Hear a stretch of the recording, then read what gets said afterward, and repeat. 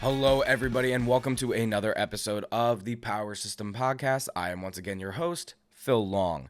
Thanks, everybody, for joining us. Today, I'm excited to talk about our episode here today. Full disclosure, I'm going to be up front. I don't have any manga-related things to talk about today. I know I've mentioned in previous episodes that I am looking to read more Dandadan, looking to read Sakamoto Days. Dandadan 2 and Sakamoto Days 1 are both like back ordered to hell. No Barnes & Noble had it. I went to a Kinokuniya and they didn't have it. I found it on Amazon though. But since it's back ordered, they may not get here until the end of September, possibly beginning of October. So reading Dandadan and Sakamoto Days and being able to talk to them is a little bit on my back burner now. So what I might be talking about more instead is Tokyo Ghoul. Because a while ago I started reading Tokyo Ghoul 1, and then it took me forever to read Tokyo Ghoul 2. And that was even felt like forever ago now. So I kind of want to reread Tokyo Ghoul 2 just to refamiliarize myself where I left off. But I have Tokyo Ghoul 3 and 4. So I'm thinking I can just read that and talk about Tokyo Ghoul in the next couple episodes while I'm waiting for my other manga to arrive. So today is only going to be an anime talk. So for those of you who are only here for the manga talk, I apologize. Maybe stick around, because this is kind of related to manga as well. Also, I think I'm coming down with a little bit of a cold. I live in Los Angeles, and our weather has been so back and forth. We went from like 90-degree weather to 70-degree weather in a couple days. That always throws me for a fucking loop. I can't take it, so I apologize if I'm a little nasally or coffee, but... coffee. I just realized what I said. We're going to get through it, though. We're going to have a lot of fun, because today we are talking about Dandadan First Encounter. I saw the movie, what is today? The 14th. So I saw it Friday the 13th when it came out. So we'll get right into it. This show is incredible. This will be the next big show that is on everybody's radar. Get your Instagram and TikTok algorithms ready, because I'm calling it. Everybody's going to be making content about this. Everybody's going to be talking about the show. Everybody's going to be making memes about it. I'm calling it right now. And if that is not the case, I'm going to be disappointed in all of y'all, because this one is special. I am very, very happy that the first season of this show will be airing around October, November this year, and there's not many other shows coming out that it has to like kind of contend with. I think the only thing that it's going to be airing alongside with is like Dragon Ball Daima, Uzumaki, and maybe like Solo Leveling Season 2, Part 2, whatever it is, which are all of those are like big shows and should be on everybody's radar and probably will be. But what I'm kind of talking about specifically is this show isn't coming out with another season of Demon Slayer. This show isn't airing alongside the next season of JJK. So I think this is really, really going to grab people's attention, and I'm happy for that because it deserves it. This show will be huge. I'm calling it. I'm saying it right now. This is special. This is a good one. This is hype. This is going to grab us just like JJK grabbed us, just like Demon Slayer, just like even Chainsaw Man. This is on those level, those shows, and this is going to be a big, heavy hitter for the next couple years as this show is airing. I'm saying it right here, right now, and it deserves every much of that praise. Even though I've only seen the first 3 episodes, I'm telling you, this shit ain't nothing to joke about. This is crazy. So now that I had that intro, all the praise forward, let me get into the nitty-gritty of it. First Encounter is the first 3 episodes of the anime cut together to one seamless, movie. Funny enough, all I've read of the manga of Dandadan is Volume 1, and these first 3 episodes pretty much cover everything that happens in Volume 1.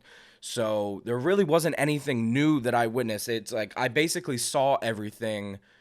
I was familiar with everything while watching the movie. Nothing was technically new, but it was a completely new experience to enjoy this story. And as you can see, I have my volumes here. It's funny. It goes from 1 to 3. Again, 2 is back ordered. However, I've maybe talked about this. I don't know if I talked about this on the podcast or a different YouTube video that I did, but I remember the days when Chainsaw Man Volume 1 was back ordered by months.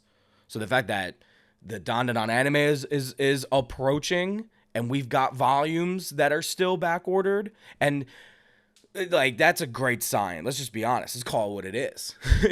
Like, that's how you know, like, a heavy hitter show is fucking coming, when you've got random manga volumes just being back ordered. Volume 2, not even volume 1, 2 is back ordered. Like, we got something on our hands, guys.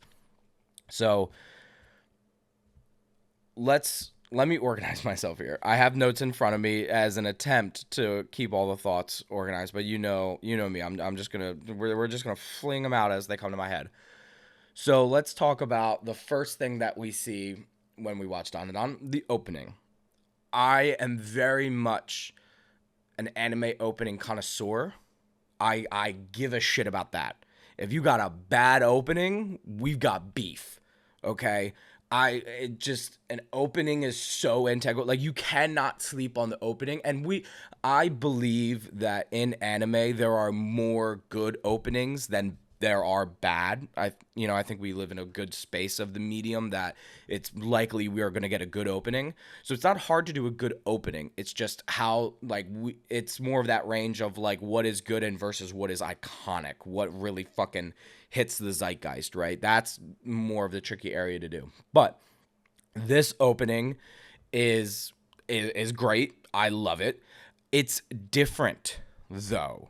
I think it's an opening that is a little bit unexpected for what we're kind of used to, especially in contemporary shonen specifically. This opening is not a lot of, like, quick cut movement and action of characters flying and fighting and everything, and it's in time to a J-Rock song, and it's just like, oh, like, dope. It's not that. It's a little bit slower paced because it focuses more on really, really saturated colors, really punchy, striking images of the characters doing very simple actions, very simple cuts. It's a lot of, like, scenery wide shots to the song, but it works because the show itself is a little different. The show itself is quirky, so it kind of fits that the opening is quirky and isn't usually what we get within these type of shows. The opening is a creepy nut song. So if you are familiar with Bling Blong Blum Born, which everybody was, you're gonna like this opening. And again, I'm calling it. This is gonna go viral just like Bling Blong Blum Born was. Everybody's gonna be making dance videos and other kind of memes to this song. I'm saying it right now. When this hits music streaming, add it to your playlists. Although I already saw the opening. The opening was leaked maybe a month or so ago, so I already knew what it was going into it. But seeing it, like, the real thing in front of me, not on a phone screen, but like on a actual screen, it just hit so much better. The colors are super bright. If you have epilepsy, you might want to sit down for this one. Just because everything is super, super punchy. But like I said, it works. And it's, weirdly enough, for me, with the images and the music, it felt like quirky, in its own quirky way, romantic. And I mean, that completely works for this show, because this show is absolutely romantic in its own quirky way. So I really love the opening. And another thing I'll talk about is seeing this show in a movie theater for the first time was a special event in its own right. Because, I'm almost sad that to watch the rest of the show, I'm going to have to watch it on, like, TV or on a smaller scale, because seeing it on a giant screen, it played so well.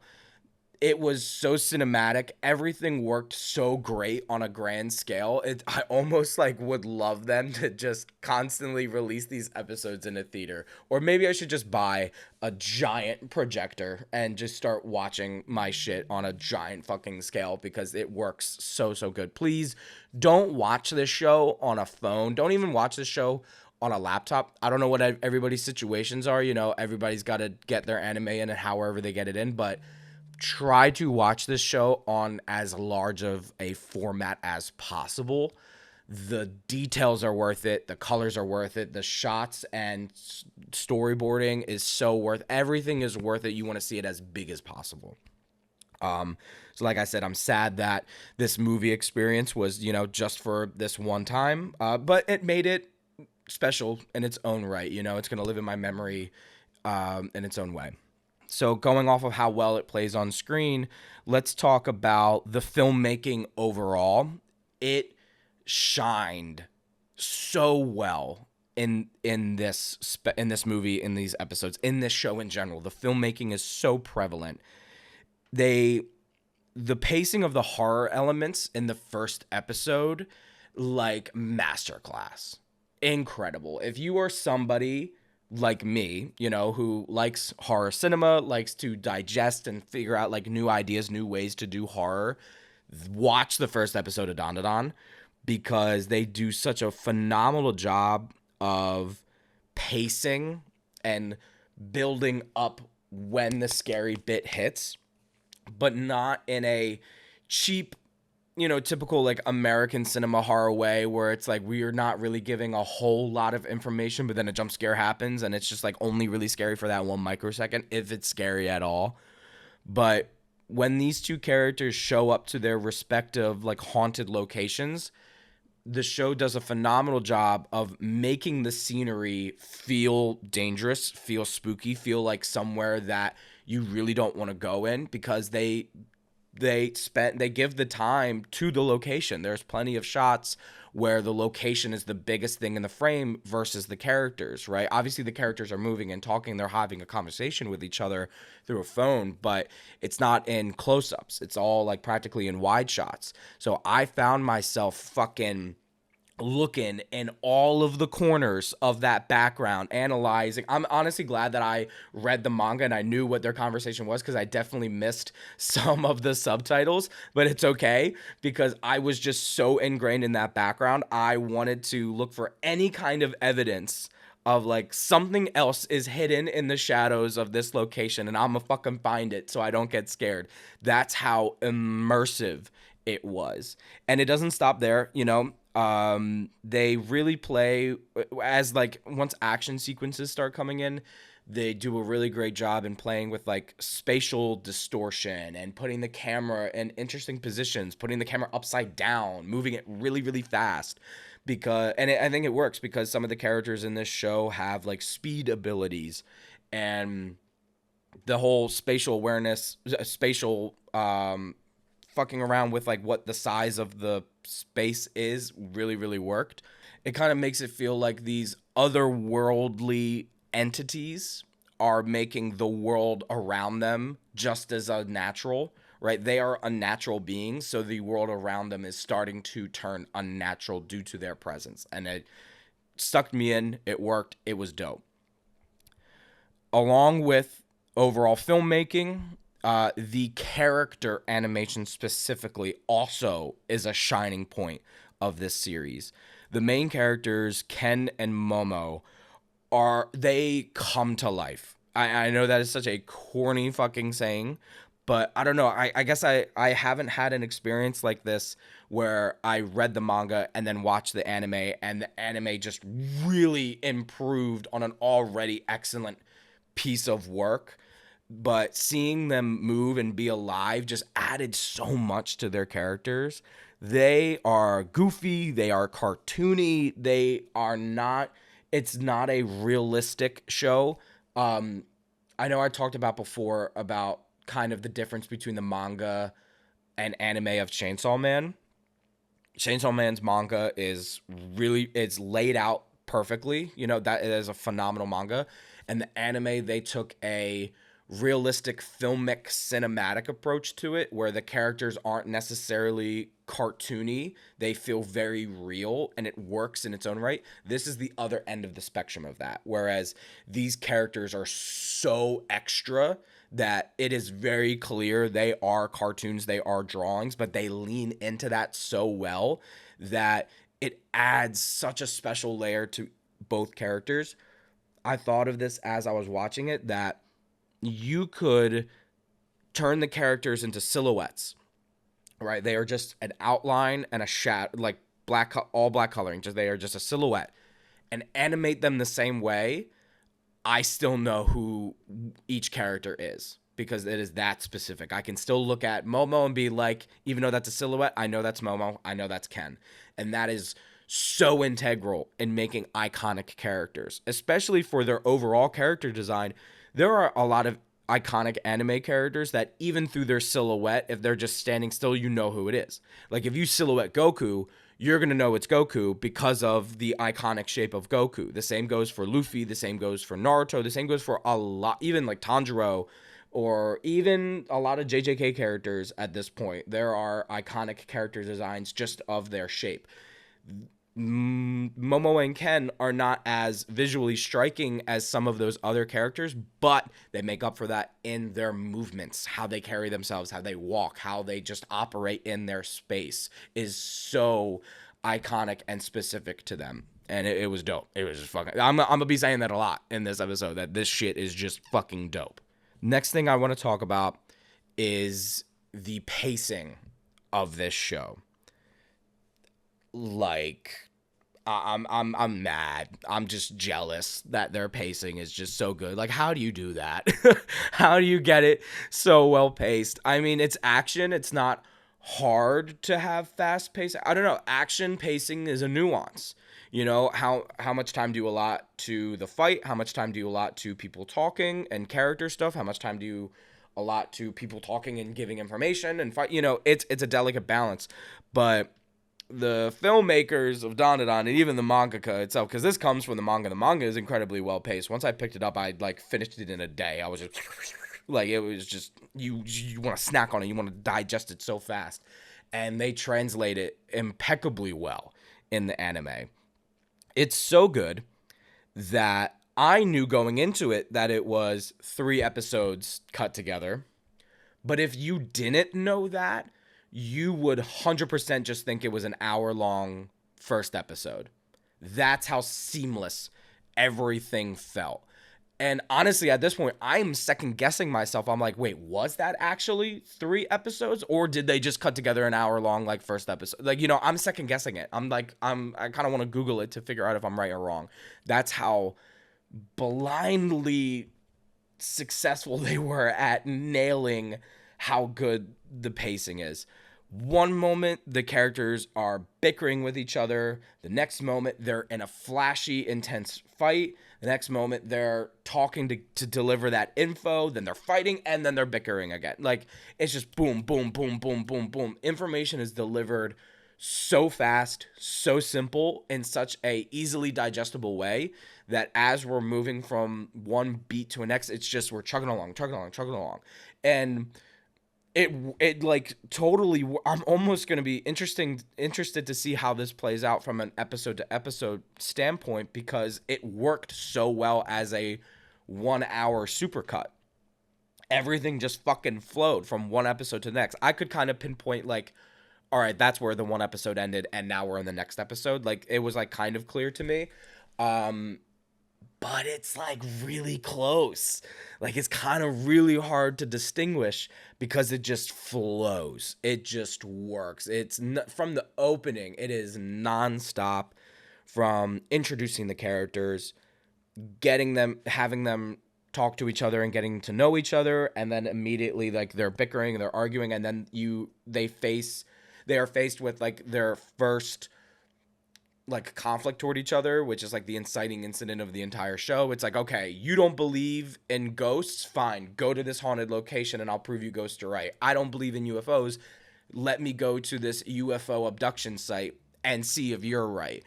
That is within the first couple minutes of like, it comes up so fucking fast, but you buy into it. You're just like, okay, here we are. We're going. We're like, I don't know who these guys are. I just met them, but like, yep, I'm invested. Here we go. You know, it just works so well, and it's so entertaining. And I feel like we've been kind of blessed and cursed, I'll say it, at the same time, of the overall pacing of modern day anime, modern day shonen. Everything is usually of a faster pace. You look at older shows from like the 90s, 80s, and especially the 2000s era. You've got shows that are taking their time. Mangas were longer back then. I mean, Naruto is like 50 something volumes versus like something like JJK, which is probably going to end around like what, like 30ish volumes, if that. Same kind of goes for My Hero Academia. But and there are shows that are even shorter. I mean, Demon Slayer, I think, just barely passes like 20 something volumes and it's done. But in those days, stuff like Naruto, stuff like Bleach, had a lot more like filler-esque episodes, had a lot more ways that they would extend an episode so they can just stretch out storylines. Whereas nowadays, it would be very common for us to have seasons that were 20 plus episodes, arcs that are 60 plus episodes. Whereas in modern day anime, modern day manga, it's more like, oh, here's a 12 episode season. It's an arc. It's here's the beginning, middle, and end. Boom, you're done. Next season, like we're moving and grooving, and it is good. It's a lot more digestible. There's a lot less extra fat and fluff that we don't really need. In some cases, it can hurt the overall story where it's like stuff is kind of moving a little bit too fast, and it like we could use a little bit more time. So we'll see how it works for Dandadan.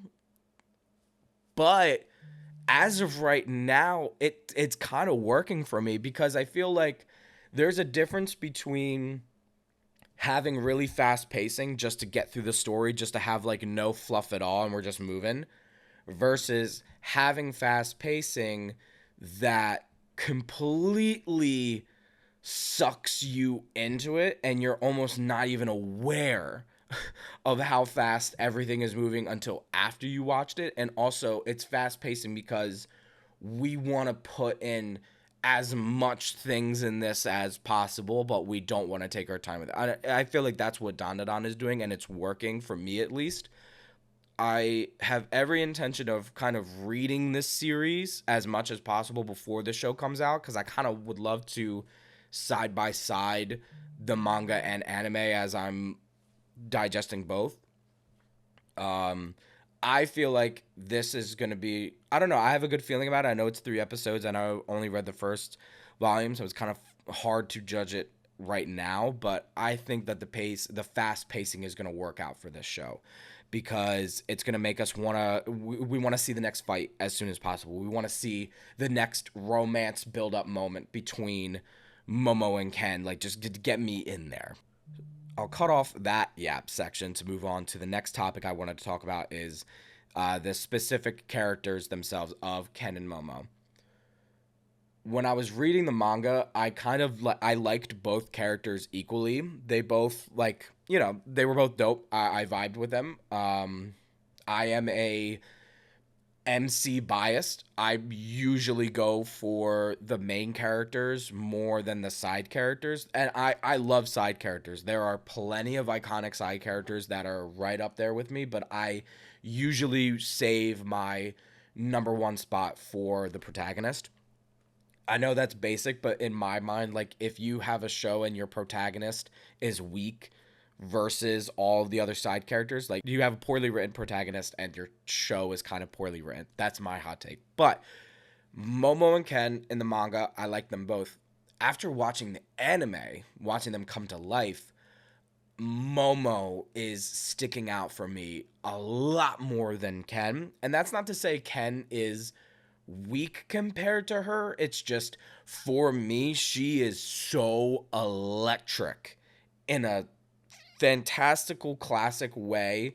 She embodies everything that we want from your typical shonen protagonist, your typical shonen hero or heroine. She is spunky, she's rude, she's loud, and she's not afraid to throw hands at anybody who's pissing her off. But she has super, super respectable qualities, admirable qualities when it comes to standing up for the people she cares about. She really cares about Ken, right? And even though she teases him and is like not always nice to him, he is important to her and she's not afraid to defend him. And the same goes for her grandmother, right? She stands up for the people close for her. She will fight for them. And it fills her with this overwhelming bravery to just charge head first into a battle, even though the odds are very much against her. And what more can you ask for in a hero? That it's like all she checks all the boxes, especially for me that obviously, like I said, loves hero characters, love main characters, and I especially have an admiration for more like old school, like early 2000s heroes where it's just like, yeah, let's fight. It's like, I love Goku because Goku's like, oh, you're strong? Let's fight. Let's see how strong you are, guy. Like, that is Momo. Momo, like, if you bump into Momo, you're swinging. Like, new challenger approaches. The fight is starting. Round one fight. That is Momo, and she sucks me in completely. I fucked with her so hard. And like I said, Ken is not necessarily a weak character compared to her. He is special in his own right. He is quirky, he is clumsy, he is goofy, he is a spaz, he's hilarious. He's very funny to laugh at.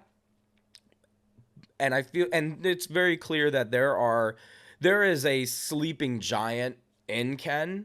It's just for where I am right now in the story, I haven't gotten to that point yet where Ken really, really comes out of his shell. So I think that's kind of what I'm waiting for. Whereas like Momo is just right from the get-go somebody who really inspired me, really like filled me with a lot of drive and fire and just got me hype. Ken is funny, Ken is dope. Ken, it's like I'm rooting for Ken because I can tell there's more than meets the eye with him. It's just I'm waiting to get to that point. We haven't gotten there yet. So I think once we hit that point in the story, Ken will really, really shine. So maybe just because I'm still early in the story, you know, where Momo is starting off really, really hot for me. I'm hoping that as I read the story more, as we watch the anime more, that both of them really reach a point. And I'm sure there's going to be points like where it's nuanced, right? Where Ken is like here and Momo's down here, and then they switch and then they meet back in the middle, you know, and I think that'll be good for the story to have. It'll be important because dual protagonist it's a nuance kind of a thing, you know? It's almost like it's a buddy rom-com. So there's going to be certain moments where one character shines more than the other, and there's going to be moments where both of them shine. And I have a feeling that it's going to deliver, and I'm excited to fucking see how they do it. I'm excited to see how it goes. But I don't want to really say anything too more because I kind of wanted to keep this as spoiler free as possible because I know people are going to watch this. Obviously, this is going to come out before the anime comes out. Some people may not be able to go see the movie. If you can, I don't know how long it's going to be in theaters for, but go see this shit. But more importantly, watch this anime. If you're looking to read the manga, because I was blown away by the first volume. The artwork is incredible. It's hilarious, and it's a page turner.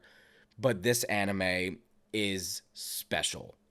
It is bright. It is colorful. It is loud. It is bombastic. It is fun. It is romantic. It is a vibe.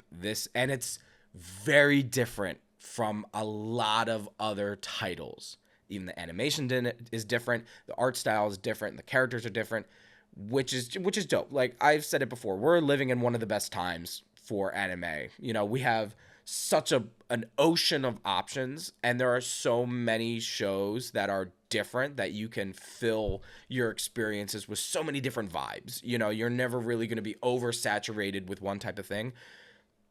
But it's this show especially, the fact that it is action shonen, comedy, and romance all tied into one, and all of those genres seamlessly work together. This is one for the books. This might be, I don't know if I want to say it yet. I was about to say this might be anime of the year. That's a bold statement. That'd be crazy. I don't know. We'll see how it turns out. But this is one to put on your calendars when the first episode drops. Watch this show. I'm going to be interested to see how it plays out week to week because the pacing is so like insatiable that you want to watch it back to back to back to back to back. So I will be very interested to see how it plays out watching it week to week. If I'm not liking it, I might binge this. In which case, for me to talk about it, I would just like continuously read the manga and talk about the manga on the show.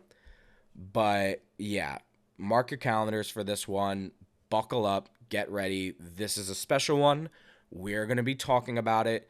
The next conventions, you are going to see a lot of people cosplaying as Don characters. You're going to see a lot of couples doing Ken and Momo. I'm almost depressed saying that. I'm single right now. It's like, damn, like let me where my Momo at? But no, it's all good.